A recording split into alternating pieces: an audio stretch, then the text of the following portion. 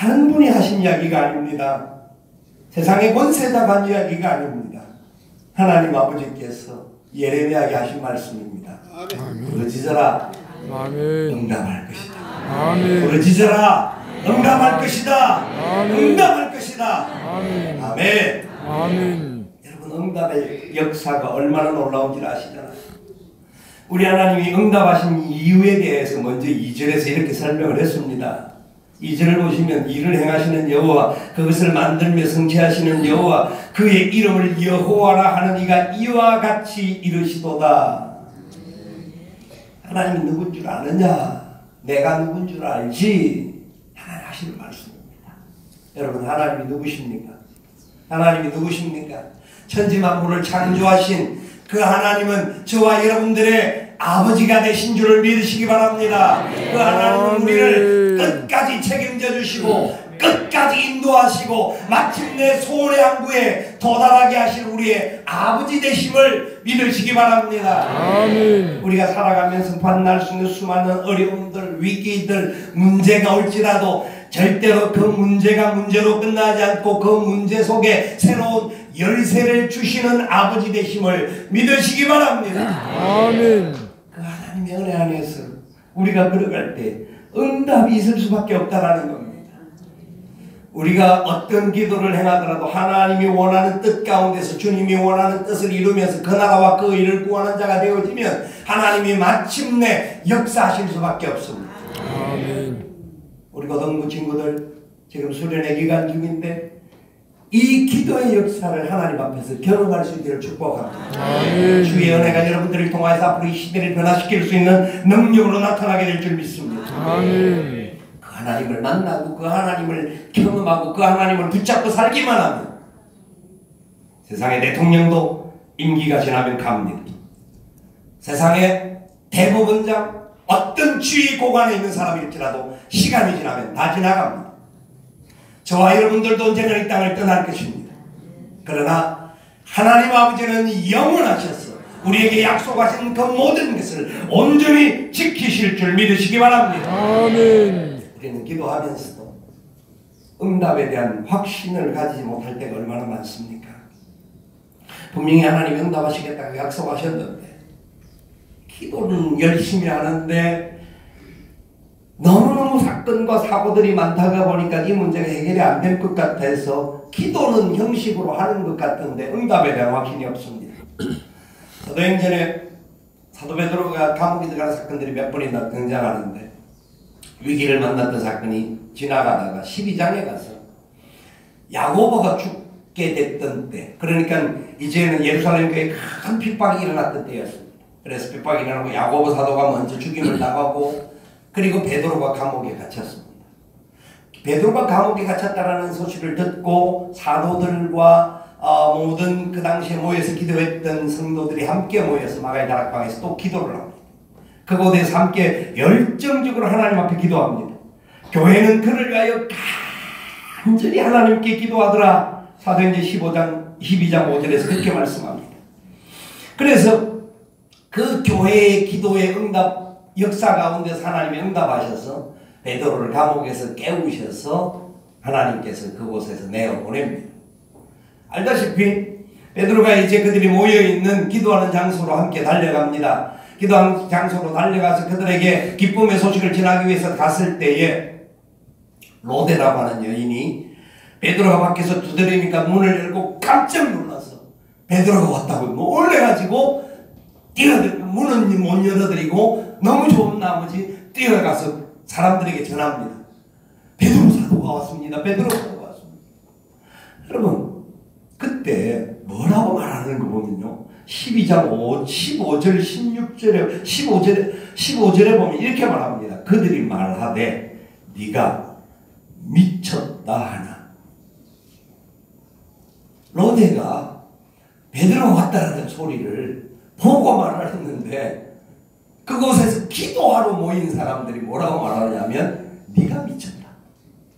네가 지금 한 말은 힘쓰 말하는 참말이라고 이 여인이 다시 말하니까 그들이 다시 말합니다. 그러면 그것은 베드로가 아니라 천사가 베드로 모습으로 온 것이다. 굉장히 영적으로 해석하고 또 끝냅니다. 여러분, 하나님은 우리의 기도에 응답하시는 아버지십니다. 응답하십니다. 응답하십니다. 그 나라와 그 일을 구하는 우리들의 기도에 하나님 반드시 응답하십니다.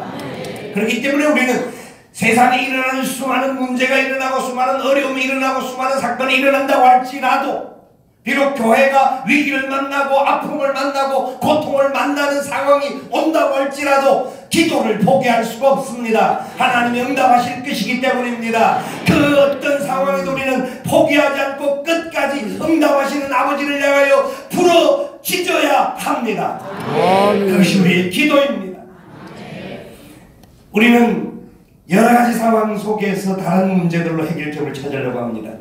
어떤 문제가 일어나면 정치가들을 찾습니다. 어떤 문제가 일어나면 또 주위에 풀 수 있는 사람들을 찾아봅니다. 예, 하나님께서 그 사람들을 사용하셔서 그 일을 하게 하실 수는 있습니다만, 우리가 먼저 찾아야 할 것은 응답하시는 아버지를 찾아야 함이 저와 여러분들의 사명임을 믿습니다. 아멘. 그래서 우리는 하나님께서 응답하시는데 얼마나 놀랍게 응답하시는지를 보면 우리의 기도가 새로워질 수 있음을 이 말씀에서 다시 깨닫습니다.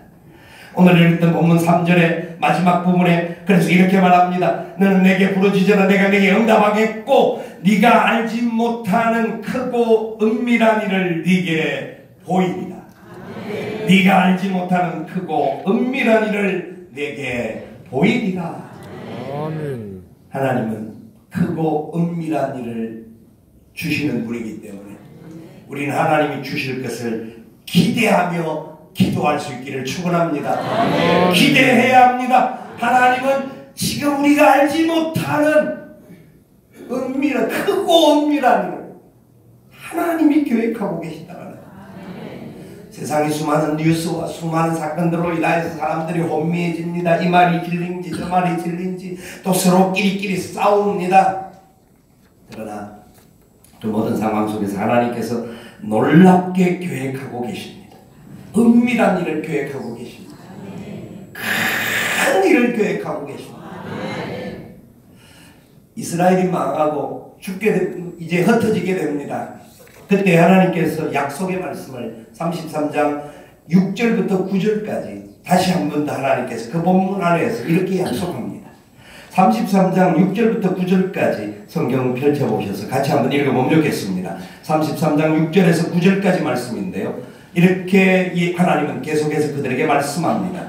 같이 읽습니다. 그러나 보라 내가 이 성읍을 치료하며 고쳐 낫게 하고 평안과 진실이 풍성함을 그들에게 나타낼 것이며 내가 유대의 포로와 이스라엘의 포로를 돌아오게 하여 그들을 처음과 같이 세울 것이며 내가 그들을 내게 범한 그 모든 죄악에서 정하게 하며 그들이 내게 범하며 행한 모든 죄악을 사할 것이라. 이 성읍이 세계 열방 앞에서 나의 기쁜 이름이 될 것이며 찬송과 영광이 될 것이요 그들은 내가 이 백성에게 베푼 모든 복을 들을 것이요 내가 이 성읍에 베푼 모든 복과 모든 평안으로 말미암아 두려워하며 떨리라. 아멘. 아멘. 아멘. 아멘. 예레미야가 하나님 앞에 그 상황 속에서 간구할 때 하나님 주신 응답이었습니다. 그래서 예레미야 애가를 쓰면서 마지막 절에 나오는 부분이 5장 21절의 말씀이었습니다. 여호와여 우리를 주께로 돌이키소서. 그리하시면 우리가 주께로 돌아가겠사오니 우리의 날들을 다시 새롭게 하사 옛적 같게 하옵소서. 아멘. 아멘. 지금 예레미야의 부르짖음은 당장 어떤 문제가 해결될 것을 바라고 하는 것이 아닙니다. 자기도 죽고 떠나야 될 상황이 올지도 모르는 것을 예레미야는 알고 있었습니다. 그러나 포기하지 않았습니다. 하나님의 은밀한 큰 일을 이루시는 계획은 우리의 생각과는 다르다라는 것을 예레미야는 알았습니다. 여러분, 교회가 이 시대 속에서 빛과 소금의 사명을 감당하고 하나님의 역사를 이루어가는 그런 놀라운 역사를 이루어가야 되는데 그렇지 못하여서 수많은 어려움들과 수많은 위기들도 봉착하기도 합니다. 그러나 교회는 하나님이 당신 스스로가 직접 세우신 하나님의 몸임을, 주님의 몸임을 믿으시기 바랍니다. 교회는 이 땅의 소망입니다. 교회는 이 땅에 하나님의 영광의 역사를 나타낼 통로입니다. 아멘. 그렇기 때문에 비록 문제가 있고 연약함이 있고 그 속에 불순물이 있다 할지라도 새롭게 옛적과 같은 새로운 은혜의 역사를 이루어 주실 분인 줄 믿으시길 바랍니다. 아멘. 우리의 회개가 필요합니다. 우리의 하나님 앞에 손을 들며 항복함이 필요합니다. 아멘. 하나님 우리 힘으로는 할 수 없습니다. 우리는 아닙니다. 그러나 하나님 불쌍히 여겨 주시옵소서. 약속하신 대로 마침내 영광을 이루시겠다고 말씀하신 그 역사가 우리 가운데 나타나게 하여 주시옵소서. 아멘. 이 땅의 교회들이 이 가치를 새롭게 회복하여 지금 다시 우리에게 주셨던 그 처음 사랑의 열정이 회복되어지는 그런 은혜가 일어나게 도와 주시옵소서. 아멘. 며칠 전에 어느 모임에서 어느 분의 간증을 들었습니다.